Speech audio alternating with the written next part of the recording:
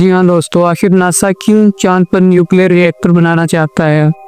NASA ने हाल ही में यह दावा किया है कि वो चांद पर न्यूक्लियर रिएक्टर बनाएगा, जिसका मकसद उन्होंने ये बताया है कि चांद पर चूंकि 14 दिन के लिए रात होती है और बाकी 16 दिन के लिए दिन होता है, तो जो 14 दिन के लिए सूरज की रोशनी चांद की सतह पर नहीं पहुंचती, तो इसलिए वहां पर जो सोलर एनर्जी है उससे बनाना मुश्किल होता है, बल्कि नामुमकिन होता है, क्योंकि सूरज की रोशनी 14 दिन तक नहीं होती। तो इससे उनकी जो इलेक्ट्रिसिटी की जो ज़रूरत है वो पूरी नहीं हो पाती, जिसके पेश नज़र हाल ही में ये दावा किया है कि वो चांद पर न्यूक्लियर रिएक्टर बनाएगा, ताकि जो तवानाई की जो सहूलत है वो बिला ताअत्तुर 24 घंटे के लिए उन्हें मैसर हो। और इस काम के लिए उन्होंने न्यूक्लियर रिएक्टर बनाने पर गौर किया है।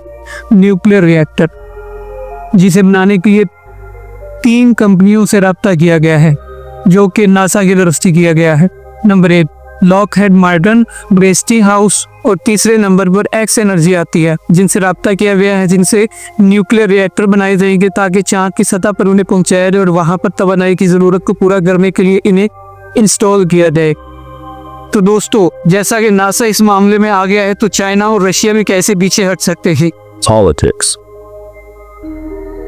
China and Russia's audacious plan to build a nuclear power plant on the lunar surface. China और रशिया वो भी मैदान में उतरे हैं, जिन्होंने ये दावा किया है कि 2035 तक हम भी चांद की सतह पर न्यूक्लियर रिएक्टर बनाने में कामयाब हो जाएंगे। Projection. Official presentations now openly discuss timelines, reactor designs, and the logistics of constructing an international lunar research station. सिर्फ एक ही चीज है कि एक स्पेस बहुत चल रही है। नासा चूंकि एक अमेरिकन कंपनी है, जब उन्होंने ये दावा किया कि हम चांद की सतह न्यूक्लियर रिएक्टर बनाएंगे, तो चाइना और रशिया की तरफ से भी बाकायदा इस जंग में एंट्रेंस डाल दी गई है अपनी तरफ से।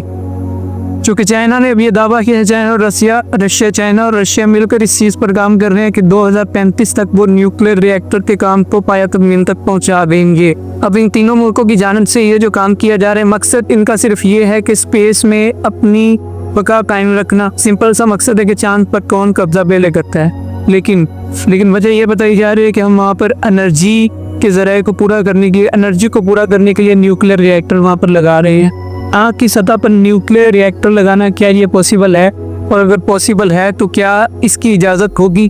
1967 में एक आउटर स्पेस ट्रीटी के नाम से ऑर्गेनाइजेशन वजूद में आती है, जो कि एक इंटरनेशनल ऑर्गेनाइजेशन है, और इस ऑर्गेनाइजेशन का मकसद ही यही है कि ये खलाई तहकीक के लिए बनाई गई है।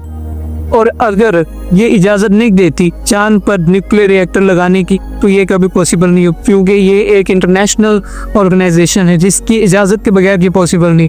और अगर आउटर स्पेस ट्रीटी ये इजाज़त दे देती है चांद की सतह पर न्यूक्लियर रिएक्टर लगाने की, तो क्या उसे न्यूक्लियर रिएक्टर को चांद की सतह पर पहुँचाना ये पॉसिबल होगा? अगर पॉसिबल होगा तो वो कैसे लेकर जाया जाएगा, ये भी सोचने वाली बात है।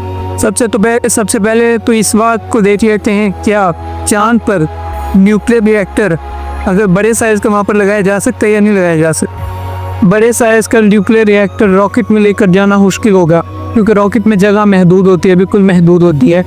तो इस चीज़ को देखते हुए छोटे मॉड्यूल्स न्यूक्लियर रिएक्टर में आ जाएंगे। जैसा कि आप तस्वीर में देख सकते हैं, ये माइक्रो रिएक्टर है जो 1 मेगावाट से 20 मेगावाट तक एनर्जी प्रोड्यूस करता है। दूसरे नंबर पर आप देख सकते हैं स्मॉल मॉड्यूल्स न्यूक्लियर रिएक्टर, जो कि 20 मेगावाट से लेकर 300 मेगावाट तक एनर्जी बनाने की सलाहियत रखता है।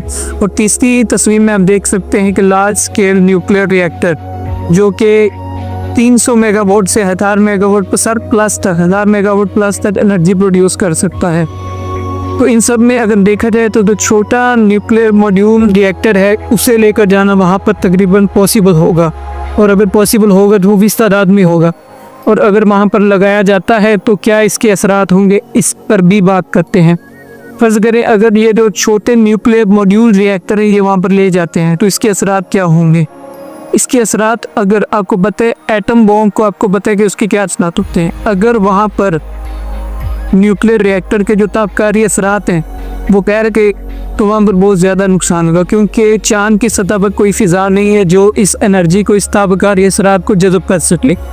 तो लिहाजा इस मकसद के लिए इन न्यूक्लियर रिएक्टर्स को एक ऐसा सिस्टम लगाना पड़ेगा ताकि अगर कोई इस तरह की खराबी पैदा होती है तो ये खुद का निज़ाम के तहत खुद को हील कर सके, खुद को दोबारा काबू कर सके, खुद को कंट्रोल कर सके। इन न्यूक्लियर रिएक्टर की शेप इस तरह बनाई जाए कि क्योंकि चांद की सतह पर धूल बहुत ज़्यादा होती है और बहुत तेज़ होती है, इस धूल की वजह से न्यूक्लियर की जो मशीनें हैं वो भी ख़राब होने का खदशा है, तो इसके डिज़ाइन को भी मद्देनज़र रखना होगा।